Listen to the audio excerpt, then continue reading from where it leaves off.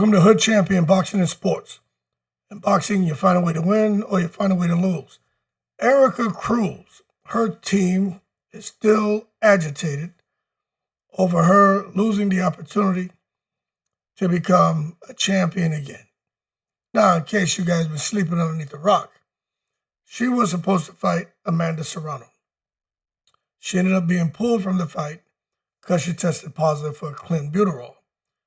Now they're trying to say Amanda Serrano was scared to fight her because Serrano didn't want to take third consecutive defeat because she had lost the 2 fights to Katie Taylor. Now, the thing is this. That's getting old, man. I don't want to hear anything from Erika Cruz until she lets the process play out. They all know there's a process when it comes to this drug testing. So the team needs to focus on clearing their fighter's name, okay? Because Serrano's already fought. She already won. It is what it is. Now, Cruz is a former 122 and 126-pound champion. She was supposed to be there January 3rd in Puerto Rico fighting Amanda Serrano. But look, the fight was canceled, man. You know, when you have these VADA tests coming back with atypical findings for whatever it is, you're going to be canceled unless it's time to test the B sample, etc. Everyone knows they don't play when it comes to this VADA testing. You know, now as far as the process after that and how they handle it, I mean, I'm not saying they get it right every time. I'm not going to say that at all. But the bottom line is they had to do something. Serrano and her team had to do something. So they decided that she would defend her unified featherweight titles against the San Antonio-based contender, Reina Tejas. And the whole thing played out there on the zone. But what I want y'all to understand, right? That specimen that was collected on November 20th, the fight was in January. They're trying to say that it was below the 5 nanograms threshold for a positive result. And the promotion released the result of a subsequent test based on the specimens collected on December 9th, which returned a negative result. But at the end of the day, when you had to plan for a fight, you can't allow yourself to be in a holding pattern. Amanda Serrano had to know who she was fighting and make sure that she was prepared to fight that individual.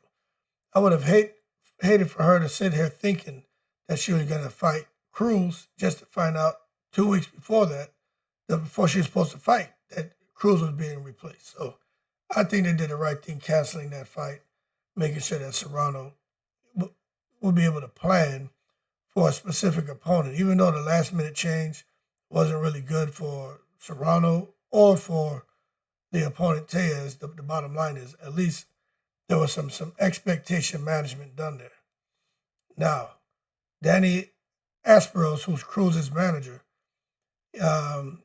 he informed a couple of different media outlets that the boxer had tests that were administered and that provided a negative result, but didn't provide a date for that test. Now, to that I say in the most respectful way, hold your horses and not take it to the stupid. If you have other tests done that administered a negative result, why wouldn't you provide a date for that test, and why didn't you sit there and provide that information to those key decision makers? You know what I'm saying?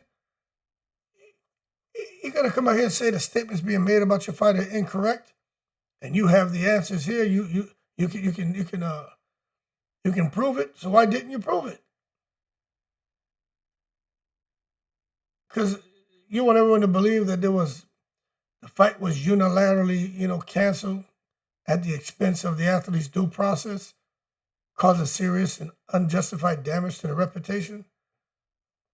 Whenever there's some bullshit going on with a fighter in Peds, that's the same thing you always get from the management team, man, Always something. Oh, this is caused unjustified damage to our reputations. I'm not saying that there's some things that don't come up. But if you have the information, give it to the people who can make a decision on whether you fight or not. I know that for a fact. There's one person I know who went through some crap, but they gave all their information up front before they even took the urinalysis. You know what I'm saying? They gave them everything and the date when the urinalysis was being samples were being collected, and they were still done wrong. But in a case like this, no information. You say you have all the proof, but you don't provide it. That's dumb to me. Unless there's more to the story that I'm just not privy to. But the bottom line, Erika's sour right now. Felt that she lost an opportunity to become champion again. Felt like Amanda Serrano was just afraid to lose in front of her people in Puerto Rico, losing to the Mexican. But right now, Cruz and her team need to focus on trying to prove that she's a clean athlete. And for Amanda Serrano, she there in the breeze. She talking about fighting a couple more times to try to get to 50 fights. You know what I'm saying? I personally think Amanda Serrano should just chill out, in my opinion. Just relax. But the bottom line is, as long as Amanda Serrano is around the sport of boxing, her team, especially Jordan Maldonado, who manages and trains Serrano, he's going to make sure that whatever they do, they're factoring in every test result, positive and negative, into their decision as far as moving forward with Amanda Serrano and who she fights. That's what they're supposed to do. What y'all want her team to just sit there, man, and put in a high-risk situation? I mean, that banned substance was detected during random testing surrounding her May 2024 draw with Nazarena Romero as well. You know what I'm saying? Remember, Cruz subsequently claimed the WBA 122-pound title, but was stripped of the belt and suspended after a positive drug test for stanozolol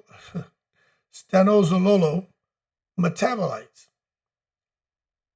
So this ain't the first time she's had some shit going on with Peds. The first was the stanozolol. That's actually the name of this shit, right? Sorry, it sounds crazy when I pronounce. Sound like I'm pranking you, right? But no, that's what it's called, metabolites.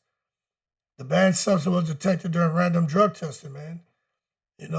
Back in May 2024. So she tested positive there. Then she tested positive now for clenbuterol when she's about to go in a fight with Serrano. So what do you expect a team like Serrano to do when there's someone who has a history now of damn positive pet tests? You're not going to throw her to the wolves and put her in that bullshit.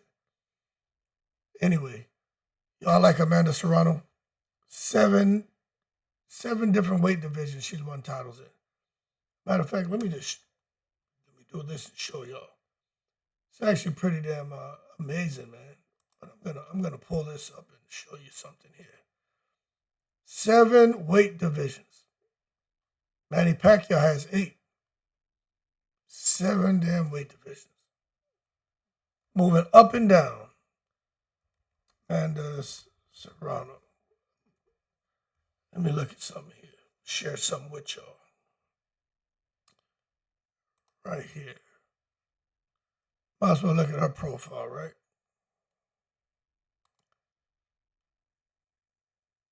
Boom, boom, boom.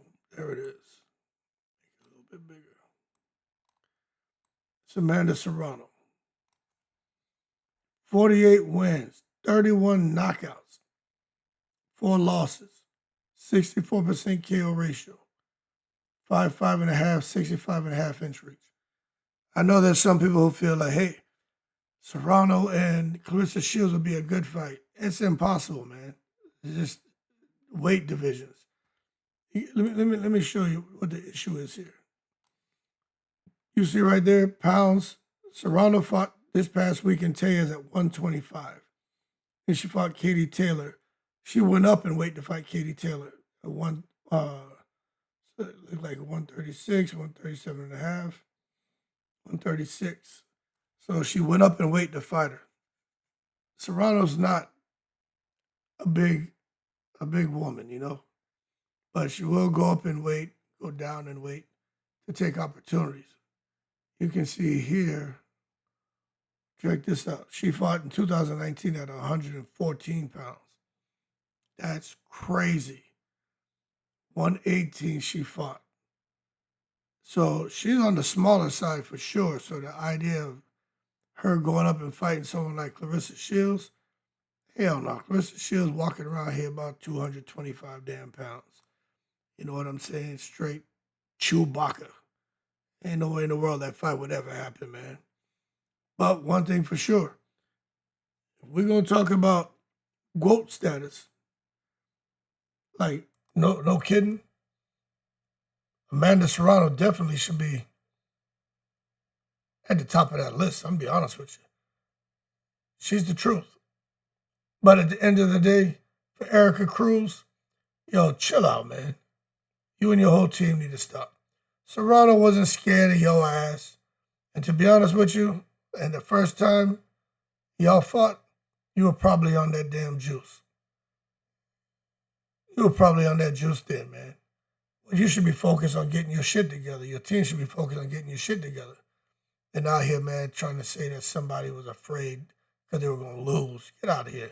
Ain't no way in the world Serrano's going to lose to no damn. As a matter of fact, while I'm here talking, make sure I'm not talking out of my ass. Because I thought they fought once before. Yeah, she did fight her. Yeah. I knew they fought before. Yeah, I saw the damn fight. But I just had to make sure. So when she fought you then, you were probably on the damn juice, man. Get your shit together. Anyway, Amanda Serrano, keep doing your thing. I'm about to go and relax. Oh, no, I got one more video I got to do. Y'all gonna get a kick out of that one. Anyway, keep cool. I'm in the breeze.